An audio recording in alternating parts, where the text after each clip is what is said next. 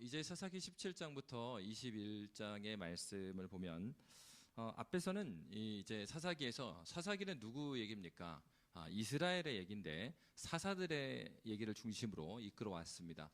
그렇다면 이제 17장부터는 이제 사사에 대한 내용에서 사사들은 지도자잖아요. 그러니까 지도자 측면에서 이스라엘의 현 상태를 살펴봤다면 이제 17장부터는 그 당시에 어떤 사건을 소개해요. 한 개인을 소개해요. 그러면서 무엇을 소개합니까? 당시에 그 지도자들만 하나님을 떠났던 것이 아니고 바로 한 가정의 사건을 통해서 그 당시에 사람들의 어떤 정치적인 상황 그리고 종교적인 상황이 어떠했는가를 보여주고 있습니다.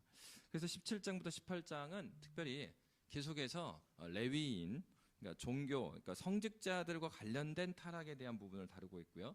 이 19장부터 21장까지는 이제 정치적인 혼란에 대해서 성경은 우리에게 가르쳐주고 있습니다. 특별히 17장은 굉장히 이제 독특한 말씀이고 또 17장을 보면 우리가 읽었던 것처럼 내용에서 주로 하나님을 위하여서 그리고 여호와를 위해서 복을 빌어요. 그래서 이제 17장을 보시면서 주목해서 보셔야 될 것은 우리도 종종 신앙생활 하면서 그거 많이 합니다. 이렇게 해야 되는데 이 일을 해야 되는 이유는 하나님의 영광을 위해서입니다. 교회 일만 그렇지 않고 우리가 신앙이 있다고 생각하는 우리의 삶을 보면 사회에서도 항상 정당성을 하나님께 부여하는 경우가 많아요. 근데 이제 중요한 건 그렇게 하나님의 영광 그 얘기를 한다고 해서 정말 그게 하나님의 영광인가? 그 부분입니다. 그러니까 17장에서 보고 있는 부분이 바로 그거예요. 여러분, 기독교만 종교성이 있는 건 아니죠. 세계에 보면은 이제 그 보편적인 종교라고 했을 때, 보편적이다 하는 얘기는 각 종교는요 세계관을 가지고 있어요. 근데 사이비 같은 경우는 어떤 특징을 가지고 있느냐? 말도 안 되는 세계관을 가지고 있어요. 굉장히 편협하거나 왜곡된 세계관으로 인간이 인간으로서 살기 어려운 세계관을 가지고 있습니다. 그런데 이제 뭐 불교라든가 기독교 그리고 뭐 세계의 큰 종교들 역사가 오래됐고 그 종교들의 특징을 보면 자체적으로 어떠한 세계관을 일관성 있게 갖고 있어요. 그것이 그 성경적인가 하나님의 뜻인가 아닌가 그거는 이제 둘째 얘기고 그렇게 인간으로서 보편적으로 받아들일 만한 내용을 가지고 있는 겁니다. 그러다 보니까 그런데 오늘 그 말씀에서 쭉 보면은 바로 이 17장의 내용을 보면 우리가 신앙생활 때 기억해야 될 것은 이것이 나의 종교성으로 인하여서 내가 이게 신앙적이라고 생각하는 것인지 하나님의 말씀 때문에 이게 신앙적인지 이런 구분을 요청하는 거예요. 그러니까 당대에는 이스라엘 백성들이 이미 사사들도 앞에서 보면 그러잖아요. 사사들 자신 앞에 봤던 삼손 이미 자기 자신이 나실인인지 아는에도 불구하고 나실인의 규례조차도 제대로 안 지켜요. 그리고 제대로 알지도 못해요. 부모로부터 받았던 하나님의 말씀들이 있지만은 그 포인트를 못 짚고 있는 상황. 지도자들이 그렇잖아요. 그러면은 일반적인 사람들은 어떠한 성향이었는가? 바로 오늘 한 가정을 소개합니다. 우리 1절 말씀, 2절 말씀 우리 함께 읽도록 하겠습니다. 1, 2절 시작. 에브라임 산지에 미가라 이름하는 사람이 있더니 그의 어머니에게 이르되 어머니께서 은 1,100을 잃어버리셨으므로 조조하시고 내 귀에도 말씀하셨더니 보소서 그 은이 내게 있나이다. 내가 그것을 가졌나이다 하니 그의 어머니가 이르되 내 아들이 여호와께 복 받기를 원하노라 하니라. 아멘. 흥미로운 것은 오늘 17장에 보면은 미가라는 사람이 주인공이죠. 미가 중심으로 이야기가 나오는데 미가라는 이름이 여러 번 나와요. 그런데 1절하고 4절에서는 미가라는 이름이 조금 길게 나옵니다. 그래서 원어를 보면은 미카 예후 이렇게 나와요. 근데 이 사사기 말씀 볼 때 계속 말씀드렸잖아요. 사사기 저자는 굉장히 문학적으로 뛰어난 사람이에요. 그래서 이게 이제 원어로 우리가 볼 수 있다면 발견하는 것들이 많이 있는데 특히 이제 오늘 본문에서 마찬가지입니다. 미가라는 이름에 보면은 1절과 4절에서는 미카 예후 이렇게 쓴단 말이에요. 그 뜻이 무엇이냐? 누가 여호와와 같은가 그런 이름이에요. 근데 재밌는 건 누가 여호와와 같은가 그 얘기는 무슨 얘기입니까?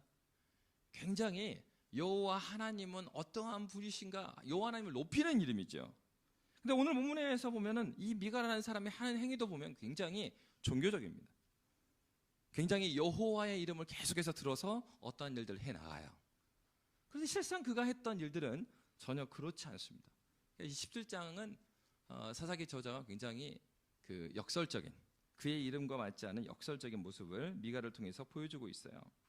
그러니까 누가 여호와 같은가? 그러니까 미가의 이름을 보면은 여호와를 위해서 사는 사람처럼 보입니다.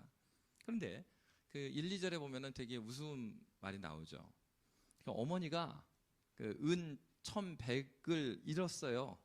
그래서 이제 이걸 훔쳐간 사람은 저주가 있어, 뭐 이런 말을 했겠죠. 그래가지고 이 내용이 그 내용입니다. 아들이 훔쳐간 거예요. 자기가 훔쳐가지고 그 얘기가 아들에게도 들리더라. 무슨 얘기입니까? 아, 이게 훔쳐갔는데 그 저주가 너무 힘든 거예요, 이게. 그래서 어머니한테 다시 돌려준 겁니다. 여러분, 이게 그러니까 이 사사기 시대, 사사기 뒤쪽으로 가면 이게 그냥 신앙이 없는 상태에서 봐도 이건 정상이 아닌 상태예요. 근데 더 웃기는 건 뭐냐면은 어머니한테 1,100을 다시 여기 있습니다 하면서 돌려줬어요. 그러니 어머니가 어떻게 합니까? 어머니가 뭐라 그래요? 이 어머니 너무 넓은 사랑을 가지고 있죠? 그의 어머니가 이르되 내 아들이 여호와께 복받기를 원하노라. 여기서 막 끄덕이시면 안 됩니다. 여러분, 어린아이 때부터 아이에게 그 죄는 죄인 것을 가르쳐 줘야 됩니다. 그 왜곡된 사랑의 특징은 무엇이든지 받아주는 사랑이에요. 그래서 이제 그 사람이 어렸을 때 양육자가 누구이냐 굉장히 중요한 거죠. 아이들은 언어를 몰라도 부모의 표정을 보고 이것이 내가 취해도 되는 것인가, 해도 되는 것인가, 말아야 되는 것을 어머니의 얼굴, 그다음 표정, 부모의 표정 보고 아는 거예요. 그게 산 교육이 되는 겁니다. 근데 이게 어머니 어때요? 이야, 모르겠어요. 그 본 마음이 무엇인지. 이렇게 해갖고 너 하나님한테 진노 받아라 해갖고 이걸 한 건지, 아니면은 어머니가 진짜 이렇게 생각하시는 건지. 근데 아마도 뒤에 이어지는 내용을 보면 어머니 자체의 기준이 없어요, 지금. 그래가지고 1,100을 받아갖고 여호와께 복받기를 원하노라 그러면서 아들을 위해서 무엇을 해줍니까? 우리 3절, 4절 말씀 함께 읽도록 하겠습니다. 시작. 미가가 은 1,100을 그의 어머니에게 도로 주매 그의 어머니가 이르되 내가 내 아들을 위하여 한 신상을 새기며 한 신상을 부어 만들기 위해 내 손에서 이 은을 여호와께 거룩히 드리노라. 그러므로 내가 이제 이 은을 내게 도로 주리라. 미가가 그 은을 그의 어머니에게 도로 주었으므로 어머니가 그 은 200을 가져다 은장색에 주어 한 신상을 새기고 한 신상을 부어 만들었더니 그 신상이 미가의 집에 있더라. 여러분, 아들이 훔쳐가는 것도 나쁜 짓이잖아요. 근데 그거를 묻지도 않았습니다. 어떻게 생각한 걸까요? 자기 돈이니까, 자기 돈 없어졌다가 찾은 것 자체가 너무 기쁘게 생각하는 거죠. 그리고 자기 돈이기 때문에 내가 다시 이걸 찾았어요. 그리고 이걸 찾아준 사람은 아들입니다. 아들이 훔쳐갔죠. 근데 아들이 훔쳐갔던 것은 이제 꾸짖지 않아요. 그러면서 복을 빌어주는 겁니다. 어떤 생각을 가지고 있을까요? 은 1,100이 당시에도 작은 돈이 아니지만 이 물질의 주인이 자기라는 확신이 있는 겁니다. 내 거 훔쳐가서 내 거 찾았는데 내가 용서해주고 복을 내려주는 거, 그건 내 권한에 있지. 그러나 여러분, 이들이 정말로 하나님 앞에서 진정한 그리스도인이라고 한다면 이렇게 할 수 없습니다. 왜 그렇습니까? 이미 이스라엘 백성들에게 하나님께서 주신 계명이 있죠. 여러분도 너무 잘 알지 않습니까? 내 이웃의 것을 탐내면 안 돼요. 도둑질하지 말지니라. 지금 아들이 훔쳐간 것은요, 근원적으로 누구 앞에서 죄를 지은 거예요? 하나님 앞에서입니다. 이게 없어요. 하나님 앞에서의 개념이 없는 거예요. 코람데오, 주님 앞에서. 신앙은 주님 앞에서입니다. 교회에서 사람들 앞에서 잘 보이는 거 다 할 수 있죠. 그렇게 말씀드리잖아요. 우리 청년 형제 자매들한테 교회에서 본 형제의 모습이 그 형제의 일생에서 가장 아름다운 모습이다. 자매도 마찬가지고. 그래서 항상 그 반대 상황을 상정하고 형제를 바라보고 자매를 바라봐.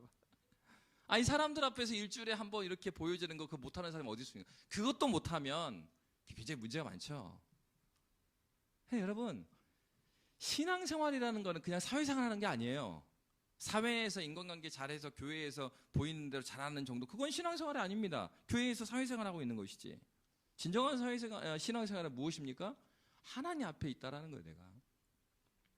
그래서 내 삶의 현장에서 그게 뭐 캠퍼스가 됐든지 학교가 됐든지 뭐 직장이 됐든지 간에 내 삶의 현장에서 지금 나에게 있는 것이 누구 것이라는 인식이 있어야 됩니까? 하나님의 것이라는 인식이 있어야 돼요. 내 돈을 내 마음대로 쓰는데 무슨 상관이 있습니다. 궁극적으로 그 돈 당신 것이 아니기 때문에 그래요. 그거 주신 분도 하나님이십니다. 그렇게 자기의 주신 물질을 마음대로 써보십시오. 하나님께서 하나님의 때에 다 쓸어 가십니다.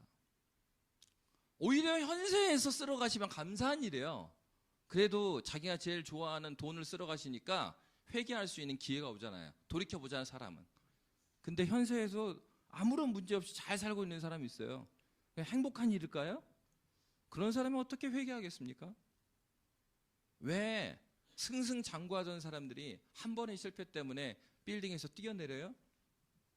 한 번도 작은 실패 가운데 자신을 돌아본 적이 없었기 때문에 그렇습니다. 여러분, 하나님께서는 우리의 인생 가운데서 많은 기회를 주셔요. 어찌 보면 이 아들이 이미 성인이 됐잖아요.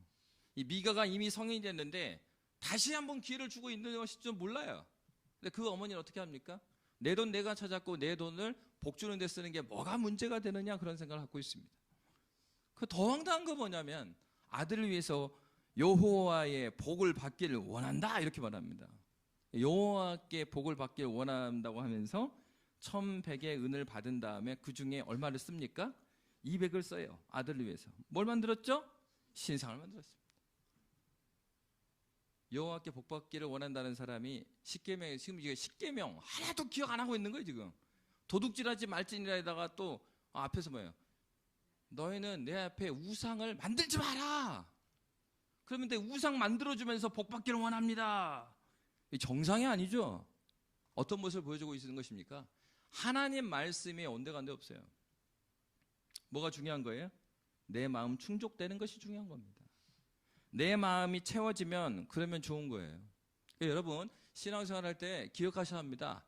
여러분이 신학생이 아니고 교육자가 아니어도 여러분 성경을 잘 알아야 되고요. 여러분이 신앙 고백하는 바 우리 하나님이 누구신지 알아야 돼요. 여러분은 신학생이 아닐지 몰라도 신자입니다. 그래서 내가 믿는 바 하나님이 누군지 알고 믿어야 돼요. 이 성경이 세상을 바라보는 바가 무엇인지 알아야 된다고요. 성경에서 말하는 세계관이 그것이 내 것이 되는 것이 그것이 신앙생활이에요. 죽을 때까지 우리의 잘못된 가치관 그리고 세계관 하나하나 물질을 보는 시각 자녀를 보는 시각 이 가운데 드러나는 욕망들을 죽여나가는 것이 신앙생활입니다. 근데 그것이 없으면 어떻게 돼요? 이 어머니같이 되는 거예요. 그래서 아들한테 우상을 만들어주면서 이스라엘 백성들이 왜 고생하고 있어요? 지금 사사기에서만 봐도 사사기의 동서남북 주변에 있는 모든 우상을 돌아가면서 섬겼어요. 이스라엘 백성들이. 돌아갈 때마다 다른 족속이 와서 그들을 치게 만드셨어요. 하나님께서. 근데 어떻게 하는 거예요? 그 우상단체 만들어주는 거예요. 이게 복을 빌어주는 것입니까? 망하라고 하는 겁니까? 망하라고 하는 겁니다. 여러분, 굉장히 종교적이에요. 이 어머니가. 그렇지만 신앙적이지는 않습니다. 기억하셔야 됩니다. 우리 신앙생활이 굉장히 종교적으로 보이고 열심히 있어 보일지도 모릅니다. 그러나 그게 종교적인 것에서 끝날 수 있어요. 전혀 신앙과 관계가 없을 수 있습니다. 왜 그렇습니까? 신앙이라는 것은 하나님이 주신 말씀을 기억하고 그 말씀에 순종하는 겁니다. 그래서 여러분 출애굽기 20장 4절에서 이미 뭐라고 말했습니까? 너를 위하여 새긴 우상을 만들지 말고 또 위로 하늘에 있는 것이나 아래로 땅에 있는 것이나 땅 아래 물속에 있는 것에 어떤 형상도 만들지 말라. 이미 말씀하셨어요. 그것도 주변의 말씀이 아니에요. 그들이 영원히 지켜갈 계명으로 주셨습니다. 잠언 14장 12절 말씀에 이런 말씀이 있어요. 우리 함께 읽도록 하겠습니다. 시작. 어떤 길은 사람이 보기에 바르나 필경은 사망의 길이니라. 여러분, 사람 눈에 보기에 저 사람이 신앙생활이 좋고 그리고 경건해 보일지 몰라도 그것이 하나님의 잇대어 있는가 잇대어지 않는가의 기준은 하나님의 말씀입니다. 그러니까 여러분이 그러면 내가 하나님 앞에서 그런 길을 가길 원하면 먼저 뭐가 있어야 될까요? 하나님 말씀이 나한테 있어야죠. 그러니까 내가 믿는 바 하나님에 대해서 말도 못하는데 내가 믿는 사람, 내가 믿는 분이 누군지도 설명하지 못하고 증거하지 못하는 사람이 어떻게 그 뜻대로 살 수 있겠습니까? 그거 불가능한 일이에요. 그냥 신앙생활은 교회에 왔다 갔다 하는 게 신앙생활 아니에요. 그거 아무리 해도 신앙이 안 자랍니다. 말씀을 막 파고 들어야 돼요. 그러니까 여러분 막 신학교 다니나 그런 말이 아니에요. 시간을 내십시오. 시간을 내세요. 그러니까 애들한테 여러분 다 알고 있거든요. 그러니까 아이들한테 그러잖아요. 야, 내가 봐도 너는 말이야, 점수가 안 나오게 생겼어. 왜 나 열심히 했는데? 야, 임마 열심히 하면 뭐하냐? 집중해서 해야지. 너무 잘 알고 있어요. 부모님들이. 자기는 하나님을 알아가는데 그렇게 안 하면서 뭐 자랑만 하는 겁니까? 그 사도 바울이 그랬다고요. 자기가 주님 만나기 전에 뭐라고 했어요? 나는 나면서부터 유대인이고 바리새파 중에 바리새파다. 그거 자랑했다고요. 예, 우리가 자랑할 것은 예수 그리스도 십자가 하나여야 돼요. 여러분의 교회 오래 다니 연차 이런 거 말할 필요가 없습니다. 저도 할 말 많죠. 전 모태에서부터 다녔는데 아버지부터 다녔고 교회가 집이었는데요. 제일 가까이 있었잖아요. 그럼 뭐합니까? 제일 가까이에서 주님의 교회를 무너뜨리게 할 수 있어요. 가장 주님의 교회를 무너뜨리는 방식이 무엇입니까? 오랫동안 예배를 드림에도 불구하고 자기의 신앙에 관심 없는 태도. 수많은 사람들이 우리를 지나갔습니다. 먼저 믿었던 나를 수많은 새가족들이 보고 갔다니까요. 그리고 어떻게 생각해요? 저 정도 믿어도 되는 거구나. 내가 교회 앞에 있지만, 교회에 나오지만 천국의 문을 막고 있는 사람이 신앙이 성장하지 않는 나라는 거예요. 그러니까 예수님께서 뭐라고 말했습니까? 화 있을진저. 누구한테요? 당시에 천국에 갈 거라고 믿었던 바리새인과 서기관한테 한 거예요. 너희들은 너희들만 지옥불에 떨어지는 것이 아니라 천국에 가려고 하는 자들의 그 문까지 막고 있다. 왜요? 그것이 신앙생활인 것처럼 잘못된 길을 보여주고 있기 때문입니다. 그러니까 먼저 있는 교회의 위치가 얼마나 중요합니까? 우리가 참으로 주님을 제대로 믿고 주님을 제대로 알고 아는 만큼 하나님 앞에서 순종하고 살아가지 않기 때문에 세상이 오늘날 교회 욕하는 거예요. 세상이 교회를 비판하는 거 왜곡된 것도 많아요.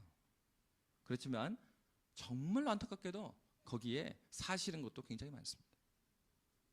무엇을 말하는 거예요? 교회가 말씀으로 깨지지 않으니까 하나님께서 믿지 않는 저들을 들어서 교회를 욕하게 만드는 거예요. 소금과 빛이라고 하잖아요. 삶의 결이 달라야 되잖아요. 더 이상 교회의 결이 다르지 않아요. 세상과 비슷한 거예요. 그러니까 어떤 말이 나요? 너나 믿어. 알겠다니까? 나 잘 살고 있으니까 너나 잘 믿어. 너나 네가 원하는 복 많이 받아라. 이게 어머니가 지금 그거 알고 있는. 내가 생각하는 복 받아라. 우상을 만들어줘요. 근데 여러분, 이게 참 안타깝지만은 오늘 본문에 보면은 모전 자젖입니다. 아들은 한술 더 떱니다.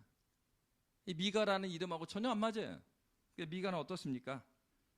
진정한 복은 우리에게 무엇이에요? 진정한 복은 하늘에, 우리 주기도문 하잖아요. 하늘의 뜻이 이 땅에도 이루어지기를 원합니다. 예수님이 가르쳐 준 거 아니에요? 제자들이 어떻게 기도해야 됩니까? 이렇게 기도해라. 어떻게 기도해요? 하늘의 뜻이 이루어진 것처럼 이 땅에서도 하나님의 뜻이 이루어지기를 원합니다. 그것이 내 기도고 내 소망이어야죠. 주기도문은 기도 때만 써먹는 게 아니에요. 그 주기도문은 무엇이냐?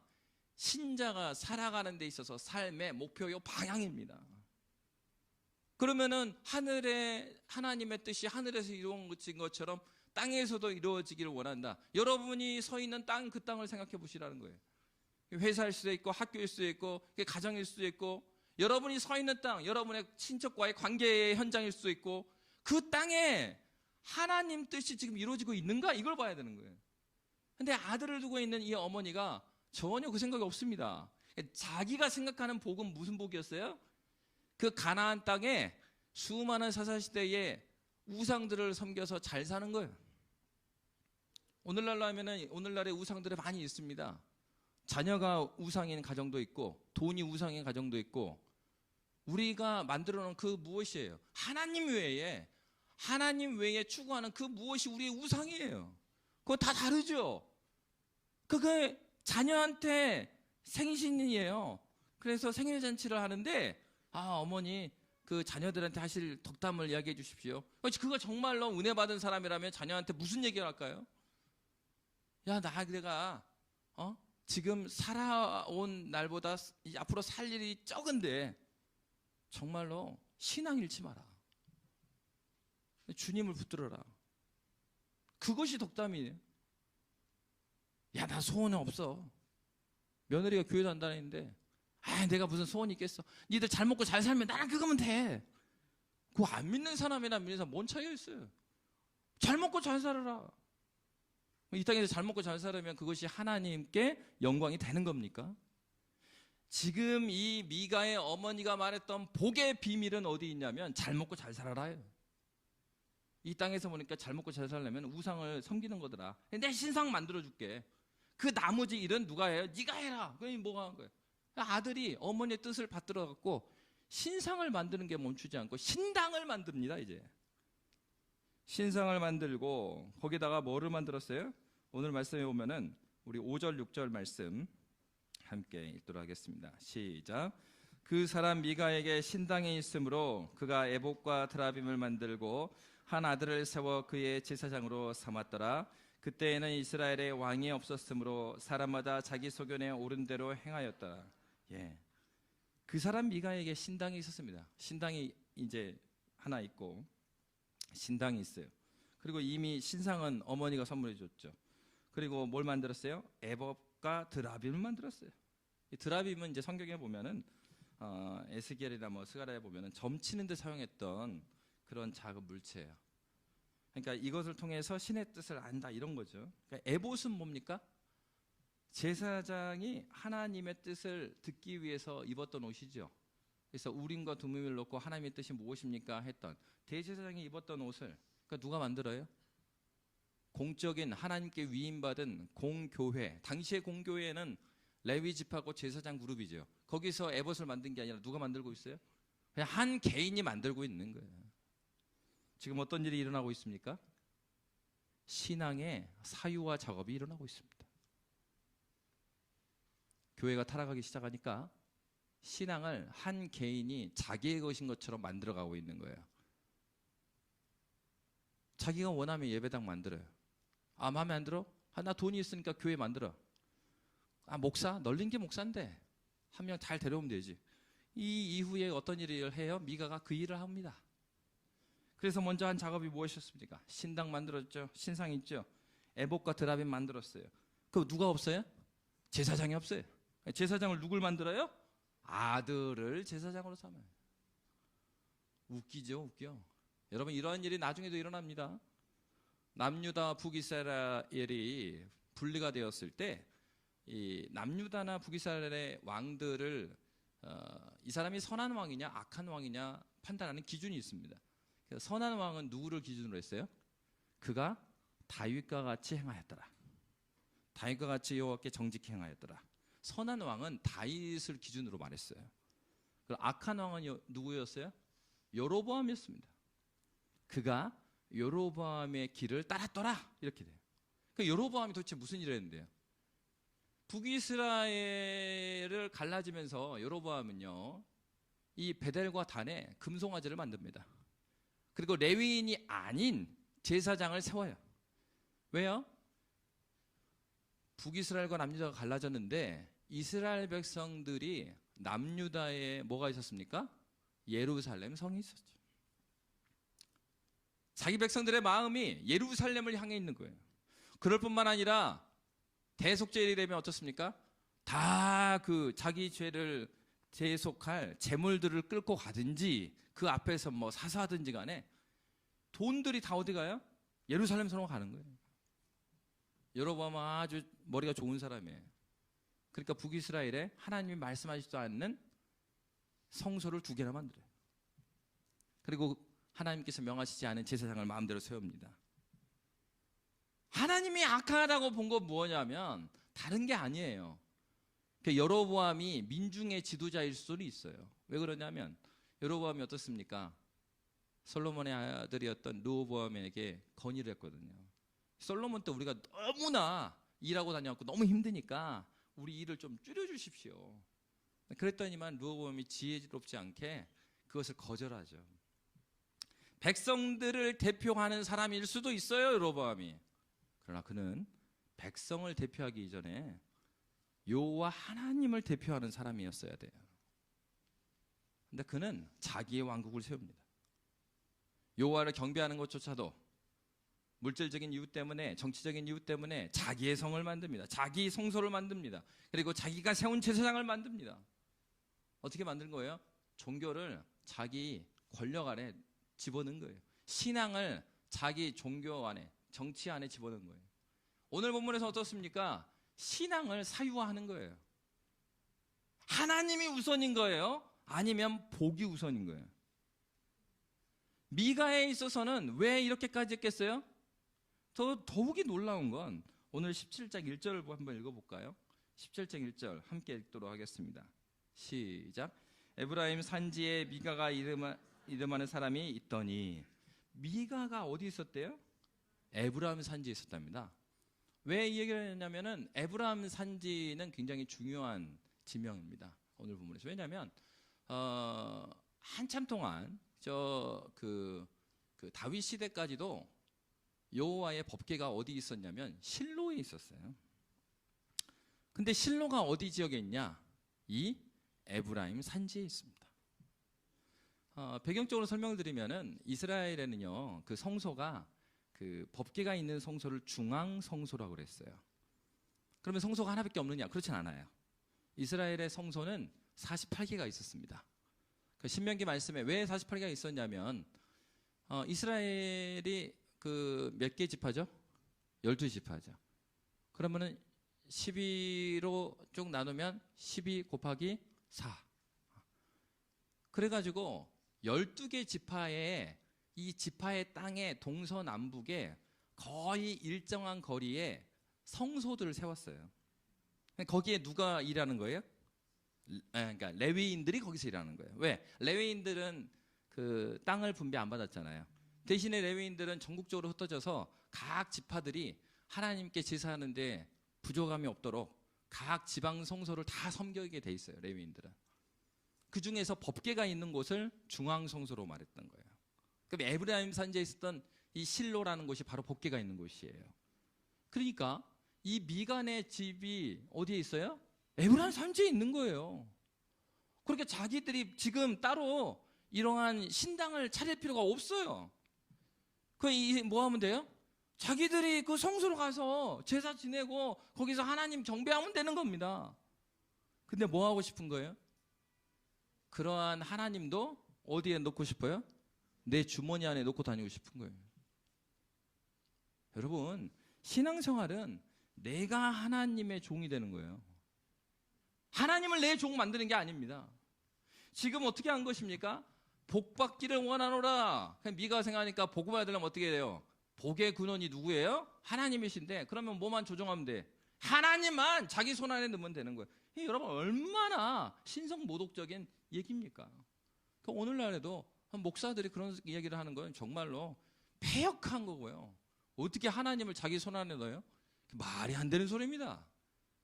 이거는 반신앙적이고 기독교인도 아니에요, 그게. 어떻게 그런 얘기를 해요? 하나님 앞에서 우리가 주의 종인데도 모자랄 판에 어떻게 하나님을 자기 집에 가둬두려고 신당 만들죠, 앨범 만들죠, 드라빗 만들죠. 거기다가 누구를요? 아들을 제사장을. 아들이 그럼 복 받겠습니까? 3대가 지금 정말 엉뚱한 짓을 하는 거예요. 누구의 이름으로? 여호와의 복을 받기 원한다. 왜 이런 일이 발생합니까? 하나님 말씀이 그들이 없었기 때문입니다. 사사기자는 아주 직설적으로 말하고 있어요. 6절 말씀 우리 다시 한번 함께 읽도록 하겠습니다. 함께 읽습니다. 시작. 그때에는 이스라엘에 왕이 없었으므로 사람마다 자기 소견에 옳은 대로 행하였더라. 미가는 착각했습니다. 이렇게 해서 나름대로 신당을 자기 집안에 만들었습니다. 제사장도 있었습니다. 그런데 마음 한구석 계속 찜찜해요. 뭐가 찜찜할까요? 자기 아들이 제사장인 게 찜찜한데, 자기는 이제 레위 지파가 아니니까. 근데 아주 자기에 있어서, 그러니까 이게 미가의 입장에서 한번 생각해 보세요. 계속 신당을 만들어 놓긴 했지만은 복을 받기 위해서 뭐가 막 찜찜한데, 그때 어떤 사람이 나타났습니까? 유다 가족에 속한 유다 베들레헴의 한 청년이 나타났어요. 레위인이 나타났습니다. 어떻게 해석할까요? 이야! 하나님의 인도하심이구나. 여러분 웃으시죠? 우리가 신앙생활 그렇게 하는 경우가 많다니까요. 내 필요 중에 뭔가가 이거 좀 이렇게 안 채워졌는데 막 고민하고 있어요. 그러면은 뭔가 이렇게 딱 나타나. 이야, 이거 하나님의 뜻이구나. 이거 누구도 하냐면 점쟁이도 합니다. 그래, 동쪽으로 가봐. 필요한 게 나올 거야. 그 생각에 똘똘 묻혀 있으니까 이 생각에 막 싸매이다 보면 뭐예요? 지나가던 지렁이도 저거 하나님의 뜻인가? 이렇게 보여요. 왜? 하나님의 뜻은 어디 있어요? 지렁이한테 있어요? 지나가는 레인한테 뜻이 있습니까? 하나님의 뜻은 말씀이 있어요. 명확히 주셨어요. 그런데 주신 말씀은 안 봐요. 왜? 흔하니까. 그거? 저 목사님 맨 하는 얘기고. 그거 말고 나는 좀 더 특별한 게 필요하거든. 여러분, 세상에 특별한 말씀, 특별한 교회가 없습니다. 있다 하더라도 여러분, 그런 특별한 교회 있다면 여러분이 그곳에 가시면 안 돼요. 여러분이 감으로써 특별함이 깨지니까. 이 세상의 교회, 이 세상의 복음에 특별한 거 없습니다. 진리는 하나예요. 그리스도 예수의 복음으로 말미암아서 우리 주님께서는 하나의 교회를 세우셨지 많은 교회를 세우신 게 아닙니다. 동신교회가 됐든 재래교회가 됐든 애진교회가 됐든 그리스도 예수를 주로 삼고 그들이 바른 신앙 고백이 있다면 그들은 하나의 교회예요. 주님의 말씀을 의지하고 주님을 향하는 것. 나의 복은 어디서 옵니까? 주 여호와에게서 옵니다. 나의 도움은 어디서 옵니까? 주 여호와에게서 오는 거예요. 이것이 신앙이죠. 유다 베들레헴의 한 청년 레위인이 있었습니다. 이 얘기는 무엇입니까? 아까 말했던 지방 성소들 가운데 이 레위인들이 일해야 되는 곳이 어디라는 거예요? 유다 베들레헴에서 일해야 되는 레위인이 있었어요. 근데 레위인이 뭐하고 있냐면 8절 말씀 봅니다. 그 사람이 거주할 곳을 찾고자 하여 그 성읍 유다 베들레헴을 떠나 가다가 에브라임 산지로 가서 미가의 집에 이르렀다 말하고 있습니다. 그럼 당시가 어떤 시대입니까? 레위인들은 자기에게 분배된 땅이 없었지요. 그 분배된 땅이 없는 그들을 위해서 각 지파의 의무가 있었습니다. 그것이 무엇이었습니까? 소득의 11조를 드리는 거였어요. 그 소득의 11조를 통해서 고아와 과부와 그리고 자기 지파에 소속되어 있는 이러한 레위인들을 생계를 책임졌던 것이에요. 이 사사기 시대는 어떤 시대냐? 앞에 그 사사들 얘기를 하면서 말씀드렸잖아요. 어느 사사가 어디 출신이면은 자 들고 일어나서 함께 무찌릅시다 하면은 누구만 움직여요? 그 지파만 움직였던 시대예요. 그런 시대가 어떻게 레위인들까지 책임지겠어요? 아무 책임 안 지는 거예요. 그러니까 레위인들이 뭐 합니까? 이거 왜 돌아다니겠어요? 생계가 안 되는 겁니다. 거주할 곳을 찾아 돌아다니다가 누구를 만납니까? 이 미가를 만났어요. 근데 이 미가가 그에게 제안을 합니다. 우리 9절부터 12절 말씀까지 함께 읽겠습니다. 시작. 미가가 그에게 묻되 너는 어디서부터 오느냐 하니 그가 이르되 나는 유다 베들레헴의 레위인으로서 거류할 곳을 찾으러 가노라 하는지라. 미가가 그에게 이르되 네가 나와 함께 거주하며 나를 위하여 아버지와 제사장이 되라. 내가 해마다 은열과 의복 한 벌과 먹을 것을 주리라 하므로 그 레위인이 들어갔더라. 그 레위인이 그 사람과 함께 거주하기를 만족하게 생각했으니 이는 그 청년이 미가의 아들 중 하나같이 됨이라. 미가가 그 레위인을 거룩하게 구별하며 그 청년이 미가의 제사장이 되어 그 집에 있었더라. 여러분, 이 청년이 어떻게 합니까? 그 사람과 함께 거주하기를 만족하게 생각했어요. 뭘 제안했는데요? 그 앞에 있는 말씀을 보니까 나를 위하여 아버지와 제사장이 되라. 이거 아버지는 인간적인 아버지가 아니고 권위자가 되라는 뜻이에요. 여기서 아버지는, 그러니까 우리 집안에 제사장이면서 권위자로 네가 있어주면 좋겠다. 뭘 위해서요? 나를 위해서. 그런데 그렇게 하면서 내가 뭘 주겠다고요? 해마다 은열과 의복 한 벌과 먹을 것을 주리라. 걱정하지 마. 내 밑으로 들어오면 내가 먹여 살려줄게. 목사님 걱정하지 마세요. 오시면 제가 책임집니다. 하나님께서 책임집니다. 우리의 인생은 어떤 사람이 책임지지 않아요. 우리 중에 그렇게 선한 사람이 없거든요. 자기가 책임지면 어떻게 했어요? 그 사람한테 줘주고 그 목사도 줘줘야. 왜? 아니 이렇게 하니까 미가한테 의존되지 않겠어요? 그러면 이 교회가 주님의 교회인데 누구 교회가 되는 거예요? 돈 많이 내는 사람 교회가 되는 거예요. 그리고 이 미가한테 충성되는 이 레위인 될 거 아니에요. 이 레위인들 자체도 얼마나 웃깁니까? 그 레위인이 그 사람과 함께 거주하기를 만족하게 했다. 여러분, 성경에는 그렇게 되어 있지 않아요. 레위인들에게 있어서 하나님께서 계명을 주셨습니다. 신명기 우리 18장 6절 7절 말씀 함께 보도록 하겠습니다. 그가 레위인이라면 이 말씀 알고 있어야 돼요. 신명기 18장 6절 7절 함께 읽습니다. 시작. 이스라엘 온 땅 어떤 성읍에든지 거주하는 레위인이 간절한 소원이 있어 그가 사는 곳을 떠날지라도 여호와께서 택하신 곳에 이르면 여호와 앞에 선 그의 모든 형제 레위인과 같이 그의 하나님 여호와의 이름으로 섬길 수 있나니. 레위인이 그 지방 성소를 떠나는 것 자체는 문제 삼지 않고 있어요. 신명기 말씀에 의하면 떠날 수 있어요. 근데 뭐라고 했습니까? 다른 곳을 다니더라도 뭐 하라고요?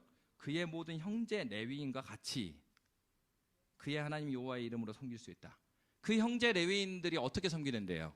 그 지방 성소를 섬기는 거예요. 그러니까 레위인이라면은 이 정도 규율을 모르고 있다? 그건 말이 안 되잖아요. 한 가정의 제사장 될 권한이 레위인한테 있어요? 아니죠. 하나님께서 그 지방을 떠나더라도 그 지방을 떠나서 다른 성소를 섬기는 겁니다.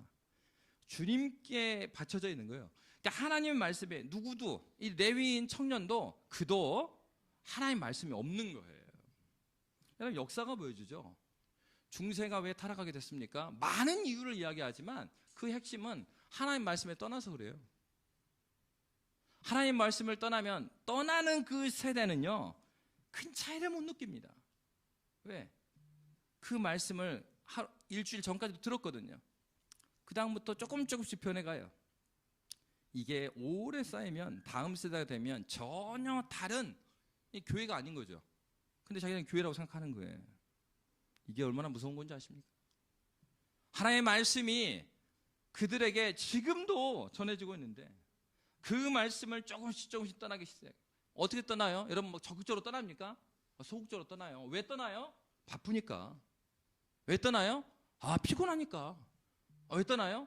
목사님 얼마나 지금 시대가 어려운데요. 근데 여러분, 이렇게 말해야죠.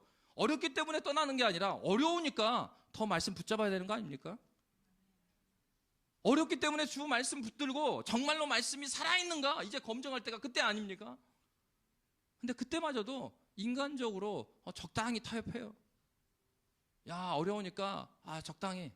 아시죠? 여러분, 그렇게 해갖고 우리 신앙은 안 자랍니다. 그리고 하나님의 살아계심을 내 삶의 현장에서 발견할 수가 없어요. 내가 믿음으로 걸어본 적이 없는데 어떻게 믿음의 주이신 그리스도 예수를 그곳에서 봅니까? 불가능한 일이잖아요. 자기는 믿음으로 그 길을 걷지 않으면서 하나님께 나에게 복을 주십시오. 복이 뭔데요? 하나님의 임재가 복입니다. 여러분의 삶의 현장에 하나님의 살아계심을 내가 보게 되는 거예요. 그리스도 예수를 믿음으로 그 길을 걸어갔을 때 그 길을 지키시고 이끄시고 나와 함께 하신 하나님을, 믿음을 하나님께 내어드릴 때 볼 수 있는 것입니다. 베드로가 어떻게 걸었습니까? 베드로가 와 주님하고 이 발을 내디드니까 무리를 걷는 거예요. 법궤를 들었어요. 가나안 땅에 들어가는데 제사장들한테 말하지 않아요. 레위인들한테 너희는 요단강을 밟아라. 성경을 보십시오. 물이 먼저 멈추고 나서 안 걸어 들어간 게 아니에요. 법궤를 들고서 들어가니까 하나님께 말씀하신 대로 물을 막아주셨어요.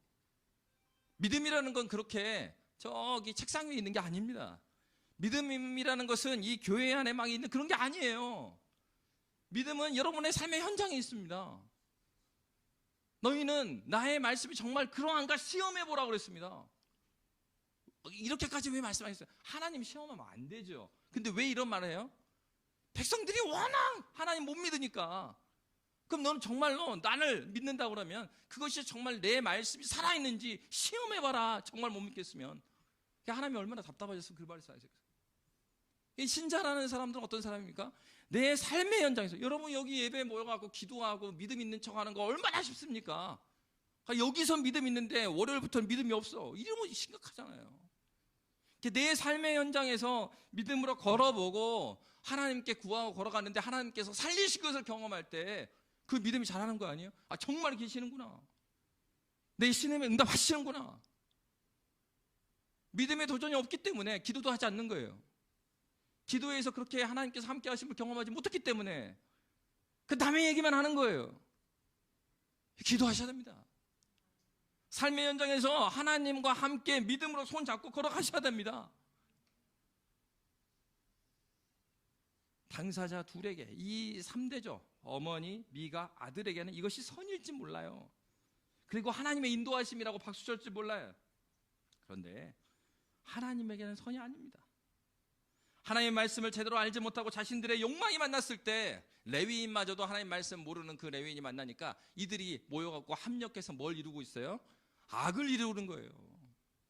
하나님 말씀 모르면 합력해서 뭘 해요? 자기가 가지고 있는 달란트, 자기가 있는 돈, 그리고 자기가 가지고 있는 지위를 통해서 합력해서 악을 이룬다니까요. 주님의 몸된 교회는 어떤 사람들입니까? 합력하여, 그럼에도 불구하고 합력하여 선을 이루는 것이 교회입니다. 12, 13장 12, 13절 함께 읽도록 하겠습니다. 함께 읽습니다. 시작. 미가가 그 레위인을 거룩하게 구별하매 그 청년이 12, 13절 자, 함께 읽습니다. 시작. 미가가 그 레위인을 거룩하게 구별하매 그 청년이 미가의 제사장이 되어 그 집에 있었더라.